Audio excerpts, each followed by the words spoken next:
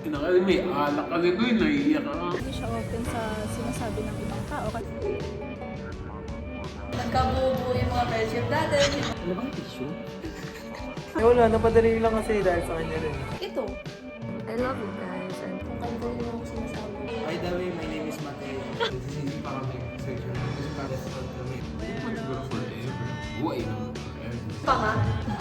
Ang nasa doon, baliw-baliw ka pala na ayos ka.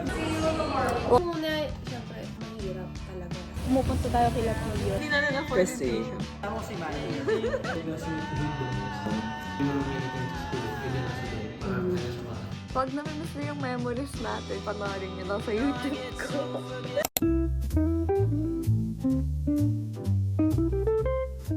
Yung mga katalo ko ba sa dorm life? Siguro meron naman. Swimming. Same lang. Ayun. Ewan ko, lahat naman memorable basta akong mga tao ng dorm. Yung ano ko, hindi na sa HM, ano ba engineering? Engineering isa. Ayun, ewan ko, iba yung sa HM. Doon maano naman, maganda naman sa ano. Pero yung kaklase ko kasi doon, mga ka-H, di ba ka-H? Oh. Solid talaga kami doon. Wala, yung talakasan lang ng ano nun. Tapos yung mga, kasi meron doon, electrical engineering kami, di ba? Tawag doon E-Olympics. Ano kami, lumayo pa kami ng school cab, so yung pambato ng iyak. Sa HM naman, walang ano eh, parang halos lahat kasi, ayun, yung pala. Yung dorm life. Ano? Ito, isa na to eh. Ito, OJT, kasi kasama yun sa dorm eh. Solid to. Ang mga sabi kong favorite event ko talaga is yung nabuo yung circle natin kila Eldren. Yung pumupunta tayo kila Pio, tapos gumagawa tayo ng mga yung mga flower para sa fall event natin. Yun yung during college. Pero if may idadagdag ako talaga na pinaka-favorite ko talaga is yung lumipat tayo sa unit. Kasi, ewan ko, napaka-precious moment na sa akin start nung lumipat tayo hanggang sa umuwi na tayo. So, yun talaga yung masasabi ko na hindi ko makakalimutan at ikukwento ko sa mga magiging anak ko balang pati na rin sa mga magiging anak mo kasi talaga favorite moment ko talaga siya with all. Yung laboratory natin, which is magkakagrupo tayo, then kompleto tayong 7. Si Jane, si Angge, si Andeng, ako, si Denisha, si Ron, si Hanami, yun. Kasi memorable sa akin yun kasi doon nabuo yung friendship natin, mas doon nag-strong yung friendship natin. Dati.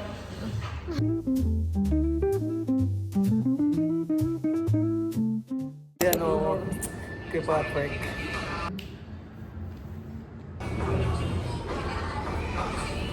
Si Tantan. Eh wala, napadali lang kasi dahil sa kanya rin. Kasama ko. Dito sa last year of college. Kasama ko na sa lahat. Sa pag-commute. So, dating sa lahat. Since day one. Love you, Patrick. Hindi ko na-expect kasi hindi kami nag-uusap masyado ng ano eh. Nung naiyak pa lang. Tangina nang nasa dorm, baliw-baliw ka palang hayop ka. BJ din. Tangina mo BJ. Mapanood mo ito, visit ka. Ang lupit mo. Ang kulit mo.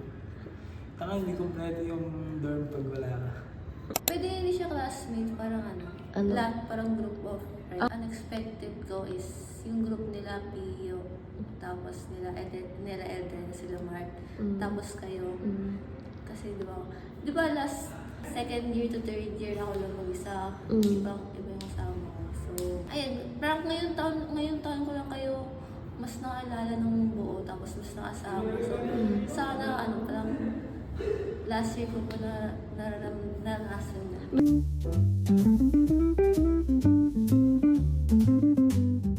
Fourth year college na parang mas na-enjoy ko yung college life ko. Ngayong last year na. Because regretful ko din na ayun, ngayon ko lang kayo nakasama. Iba kasi nga ilig ako. So, iba yung nakasama ko. Tsaka, nung sumama na ako sa inyo, parang group na kayo, so parang mahirap mag-radio. Kaya nga, buti thankful ako sa kanya. Kung hindi ka siguro na rin kami, parang malayo pa rin ako. Parang Kung kanina ako sumasama mga friends. Happiest year during college, siguro yung pag-transfer ko sa EA up until fourth year. Kasi parang mas na-feel kong mas okay yung mga naging tropa ko ng second year. Kaya lang parang mas naging okay nung paglipat namin sa 3-1. First month, gano'n, parang nag-ano pa kami. Nagsisisi pa kami section 1 kasi parang kami, left out kami. Si BJ, si Jade, si Nino, si Bulls, si Vito, si Bon, si Yo. Di ba takot lahat sa section 1? Tapos kami, napilitan lang ako talaga ako ng section 1 kasi nalaman ko andun sila Vito. Sabi niya, andun sila Vito, hindi ko naman sila ka-close. Ang close ko si BJ. Tapos nalaman ko andun si BJ. Tapos parang okay na. Naging ka-close ko yun, naging close ko sila Eldren. Mas na-feel ko na hindi ko na kailangan umalis nung section. Develop ni Tal. Nag-start kami nun parang before talakasan. Parang ganun. Tapos nung Bandalasik, sabay kayo pumasok. Inaya ko siya manood ng Bandalasik. Tapos after nun, yun, tuloy-tuloy na.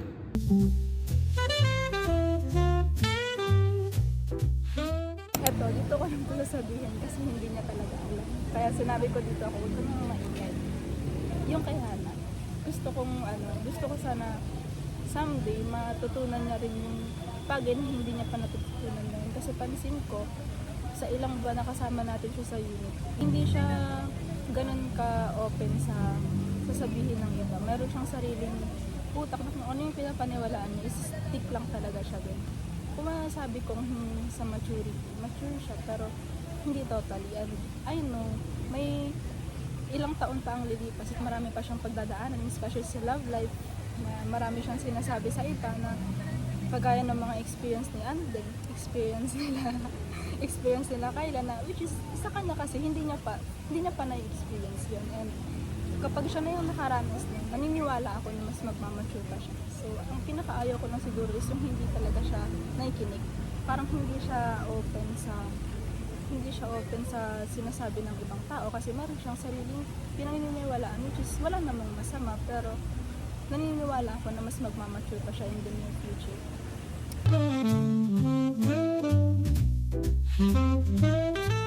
Ilang beses ko na ito nasagot every time na mag-staycation tayo. Yung regret ko is 2 years ago, graduate na ako. Tapos, pero, hindi kasi siya regret kasi mas nagkaroon ako ng nagkabuo yung mga friendship dati. Yung nagmahalan tayo ng dubusan. Yung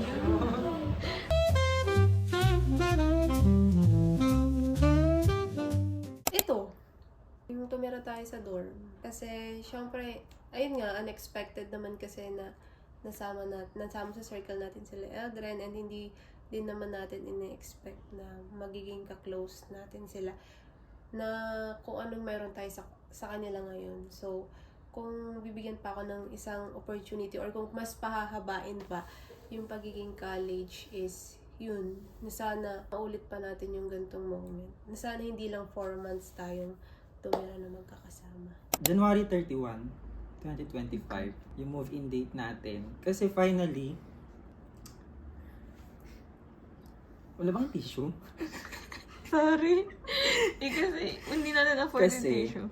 ang dami nating dream na overnights, mga bakasyon, na hindi natin na gagawa before kasi syempre, yung mga families natin, strict pagdating sa atin.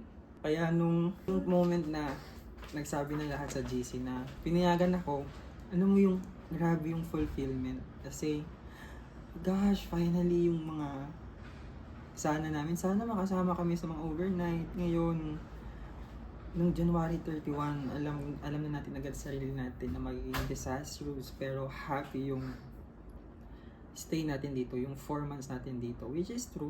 Kaya, right now, kung papipiliin ako, mas gusto kong ulit-ulitin yung January 31, 2025 na yun. Kasi, iba yung ningning ng mga mata natin.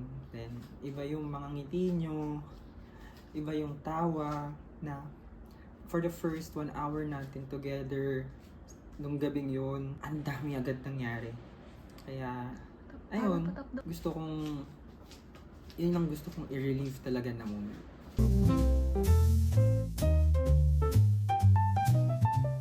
I want to believe that it will last forever, but I know that it won't be the same as before. Di na kami magiging ganun ka-close. Syempre, I still want to keep my college friends forever. Lalo na sobrang dami namin na pagsamahan. Since second year, third year, events din sa dorm. Pag naiisip ko kung gaano ka-chaotic sa dorm before, sobrang nakakamiss siya. So, those are the people that I treasure in life, aside from my friends and family. In order for us to maintain the relationship, we have to reach out from time to time and respond and share things pa din about work, happenings in life and all. But it's hard to maintain friendship, most especially if we're away from each other. I just hope that we all make efforts in staying connected. I love you guys and I hope we'll be friends forever. A part of me says yes, but a part of me says no. I'm being, Realistic. diba? I'm being realistic kasi, to be honest, I mean, some of our friends right now are not right here kasi nga, they have their different lives, you know. To be honest, siguro, wala akong gamit dyan. This is being honest. Wala rin ako dito. I have my different life.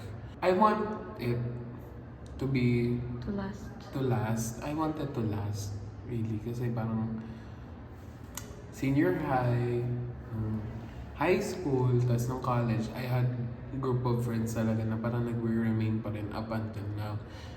Kaya I want these friends, college friends, na para mag-remain. Hindi man siguro forever. Buhay naman forever. Pero it will last a long time. I'm hoping, you know, parang there's something in me na hoping na parang kahit hindi naman as a whole, ganun, parang at least 2 or 3 or more than 3 friends, parang I can still talk to or parang updated pa rin ng what's happening with their life, ganito, ganyan. Oo, kasi isipin mo na nakapag-dorm tayo. Doon natin nakalala yung galing ng isa't isa. Siyempre, nagkakainisan sa dorm, nagkakabadripan, pero naayos pa din naman. So, sa tingin ko, okay kasi talaga siya. Kasi doon mo naman makikita kung kung matotolerate mo ano yung galing ng isa. Siyempre, may iba't iba tayong galing na nakikita na ng iba. Hindi mo naman makikita yun sa school eh. Diyan nasa dorm, para tayo sa bahay. No, kasi ito din sinabi ko kanina, the moment na matapos yung graduation rites natin, iba-iba ng path sa lalakaran natin. Actually, the moment nga na tatapos si OJT, nung na-feel ko nung yung mga umuwi na, ando naman yung friendship, ando naman yung pamper, we can't say that this will last forever. Kailangan natin tanggapin na nung moment na lumipat tayo dito, we only have 4 months left. Yung 4 months na yun na yung time na meron tayo to make this relationship na meron tayo ngayon. Yun na yung time natin para mas ma-cherish natin yung every moments. Kaya hindi ako naniniwala na forever, but this will last. But not forever. And yun yung masakit na part ngayon. Kasi alam natin na iba sa atin ngayon nag-detach na.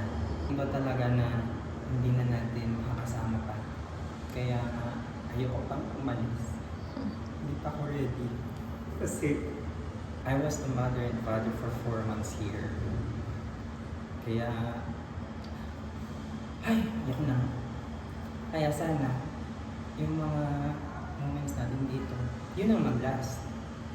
Kahit hindi na yung friendship.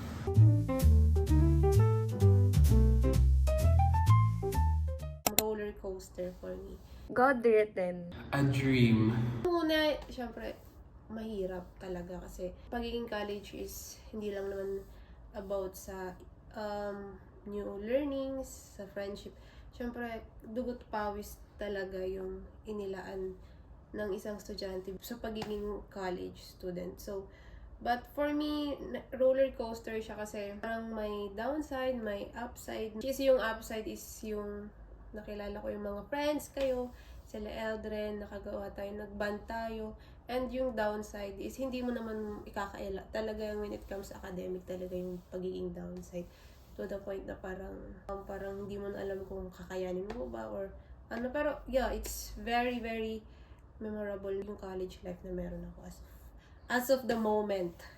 God written. Kasi before mag-start ng college, nagsusulat ako kinakusap ko si Lord na siya na yung bahala and everything. I remember pa during the time na before first year, na sobrang iniiyakan ko sa parents ko kung saan ako mag-enroll or anong course ko kasi I'm torn. During first year, sobrang takot ako kasi it's hard for me to make friends. And pandemic pa nun, so syempre hindi ko kilala yung mga klase ko and hindi naman kami nakikita nun sa personal. So sobrang hirap talaga mag-build ng relationship. Thankfully naman, na-enjoy ko yung college life ko. Lalo na nung face-to-face. Kasi syempre, after classes, nagpupunta kaming Vermosa, our top 1 na puntahan, makakapag-Tagaytay kami. I think during those moments, mas napatiba yung relationship namin nun as classmates. Kasi syempre, kung ano na nila papagkwentuhan about life, and I am super blessed to have friends like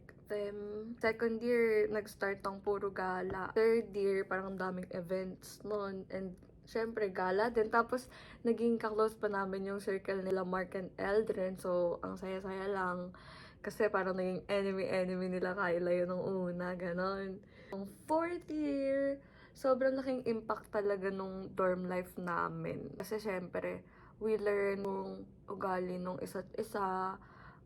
Tapos, kailangan namin mag-look out for each other. Sobrang grateful lang talaga ako na naging ganun yung story ng college life ko. I would describe my college life as a dream. To be honest, it was a dream. Kasi first year to fourth year, it feels, alam mo yun, feels like a dream. Kasi parang ang bilis ng pangyayari. To be honest. Kasi first year, siguro kami na yun. We were a big group of friends. I had a relationship. Second year, same relationship then. Pero nung second year, it was the most hurtful relationship. Kaya nung third year, parang I was just trying to live on. Ganun. Tapos nung fourth year, and now we're here. OJT, parang basta super, it was like a dream. Na parang hindi ko rin alam what happened, but I'm here and I'm really happy for where I am right now.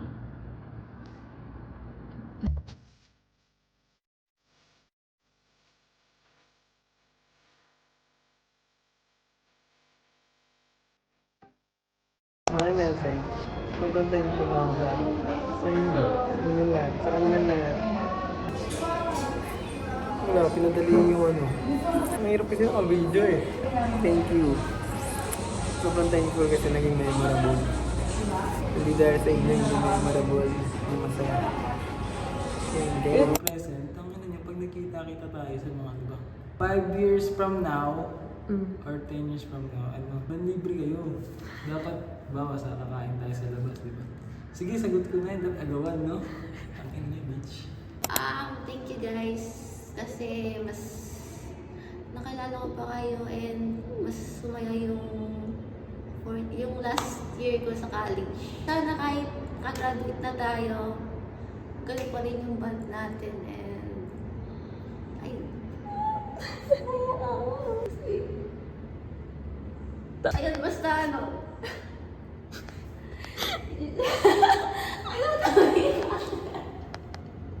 wala ko na nakilala ko kayo and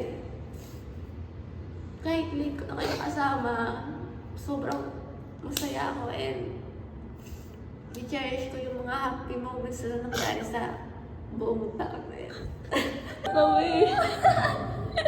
Ayun lang. May gusto ko kasama ko ngayon. Sana after 5 years, gawin natin ito ulit. Parang gusto ko lang ma-experience ulit. Kasi na-experience ko na mag-dorm. Pero yung experience ko sa dorm lang, training, tapos ilan lang kami sa dorm. Bali, isang unit sa amin, 3. Sa katingin ko, 3. Sa amin, 3, 9. Tapos, bitin yun. Kasi yung pag-dorm namin yan, kahit sabihin mong 1 year, more than 1 year, nagka-pandemic. Hindi naman siya totally na-enjoy. Pero may masaya. Ito, kahit sabihin mo hindi siya 1 year, sobrang ano ng memories dito kasi dito para tayong nagtatrabaho, doon nag-aaral kami. Tapos dito mas nakilala natin yung galing ng isa't isa. Yung gusto ko itong ma-experience ulit after 5 years. Kumbaga may stable income na lang. Parang iaano lang, itatry lang natin ulit. Sana soon, mabondes man ako next year, magkapamilya na tayo. Gusto ko, hoping ako na in the future magkakita-kita tayo para magka-bonding, walang awkwardness. Parang may pagmamahalan pa din, gano'n. Ang masabi ko lang, be you. Maging sino man kayo, tanggap ko kayo. Sana mahanap tayo ng career natin, maging successful tayo sa, di lang 5 years na, siguro sa buong buhay natin, maging successful tayo. Then more bonding. Ayun lang, happy ako na kilala ko. By the way, my name is Mateo. Pakilala mo si Maya. Ayun, kasama ko si Maya. Then siya title po namin is My Husband Love. And this is my wife. Ito yung kapit.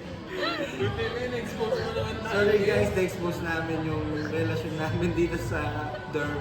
Wala eh, di na kaya ng puso ko. Kung sino ba pipiliin ko. Minsan napapasaya ako ni Maya. Pero ito lagi yung napapasaya sa akin. I'm out, thank you. Thank you for being so gentle with me. Thank you for all the memories. Sobrang grateful talaga ako sa lahat ng mga tao na nakasama ko during college. So, thank you kasi hindi nyo pinafeel sa akin na ang OA ko sa mga nararamdaman ko. Lalo na nung sobrang hirap ng buhay. Mga walang sawang nag-a-advise sa akin and gumigising sa akin before. Thank you for always supporting me. I hope from time to time makapag-catch up pa din tayo and sana magka-time tayo sa future, magkita-kita and mag-bonding tayo. I'm just really grateful because I know that you just want the best for me. Thank you kasi nag-participate kayo dito sa video interview na pakulo ko. Pag namimiss na yung memories natin during college, panoorin nyo lang sa YouTube ko. I miss you all. I know that what we have right now is really scary, you know, parang pressure na work or love, ganyan. But, you know, just give it to God and as I've always said to Andeng, kung sino nag-i-edit nito at sino may pakananan nito, nag-give it to God kasi He always knows what to do and He always leads you where to go. If He doesn't give it to you, then maybe you're not ready for it. Pero I just know na parang pag binigay sa'yo ni Lord, it's for you. Ang message ko for future everyone is that all of you have so much potential to be better and to have a great life. I've seen you guys from first year up until now. I know. May alak kasi doon, naiiyak ako. Pero kasi I know, you guys are really great. And you guys are meant for greater things. Pero I just know, you are meant for greater things, greater people, greater moments. And you owe yourself a happy life. Ang message ko ngayon is thank you guys kasi alam ko na hindi ako perfect na tao and hindi naman ako laging very into sa mga tao na nakapaligid sa akin, pero maraming salamat kasi tinanggap niyo pa rin yung Hana na ngayon. And for the few years na kung makikita nyo to, sana kung ano na yung status ng life nyo, sana happy kayong lahat, happy tayo. And sana ayun, hindi nyo pa rin nakakalimutan yung mga band natin. Sana naabot nyo na yung pangarap nyo. Sana kinukonsider nyo pa rin kami as friend nyo. Yeah. Present. I'll say sorry first. Sorry kasi alam ko naman na there are times na nakakasagat ako ng pasensya. But thank you kasi for the past few months, for the past few years, may mga nadagdag sa atin, may mga nawala. And sana after ng mga more ganaps natin yung mga parating natin ganaps pa ngayon, sana mas makasama ko pa kayo, mas mapakita ko pa yung value of friendship na kaya ibigay sa inyo. And for the future, lagi niyo iisipin na nandito ako. Kasama niyo man ako physically, or mawala man ako sa paligid niyo, or mawala man ako sa inyo. You can reach through me whenever you want. Kasi alam ko naman na masyado pa kayong mga bata mag-isip. Kailangan nyo ng mas matanda. Maging mabait kayo in a way na ano yung mga lessons na nakuha dito for the 4 months. And good luck. Kasi as of now, pare-parehas tayo clueless sa mangyayari sa atin sa mga susunod na araw. Gusto ko lang maging successful kayo at maging masaya yung mga puso nyo, lalo na si Andeng. Na-witness lahat yung gulo ng dorm. dahil sa kanya. Okay, ganito na lang. Magbibigay ako ng one special message for Andeng. Sana maging at peace na yung puso mo. Maging mas mature ka na. Mag-isip. Mag-decide. Don't rush things. Time will come. Alam natin naman na maging masaya ka din. At sana maging okay ka kapag wala kami. Yung kaya mong i-handle yung sarili mo na. Yun lang. Love you guys. Sana pag napanood nyo to sana humihinga pa ako.